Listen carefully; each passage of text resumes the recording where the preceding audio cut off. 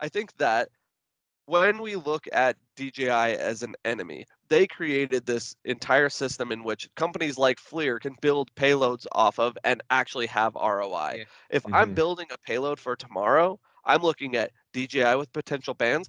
I'm looking at Skydio with potential production problems. I'm looking at Parrot with, their minds are scattered all over, and they already have a full ecosystem and they're trying to move up that ladder. So who do you pick? Yeah. Who is the winner in this market? And when all horses are the same, it makes it for a big gamble. It's really nice when there's a clear, front runner. Well, nice for you, but I think for me it's more interesting again. Like when DJI became the sole answer to everything, like I just felt like a lot stopped. For sure.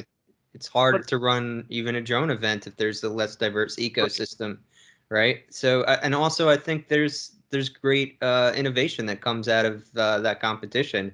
So I'm actually excited again that they all seem to have, it's like the three warring houses.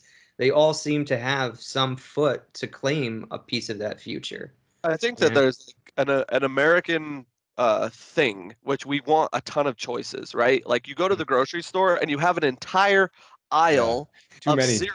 Yeah, just try to order eggs. And then, exactly. But then you go to Europe or something, and it's like you get either like Cheerios or a the frosted chef flakes. decides what you get. You get this meal. You don't ask for anything else. Exactly. So I think that we have this paradox of choice, and for an American, it's like I want to be able to choose. But what I've seen is that it creates a lag in decision making. Now that there's not this front runner, DJI before the cybersecurity concerns, it was like, of course, I have a DJI. What the hell do you like? What else would I have?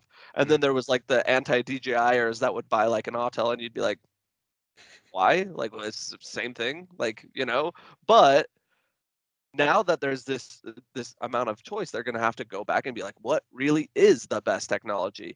Does your software work on my airframe?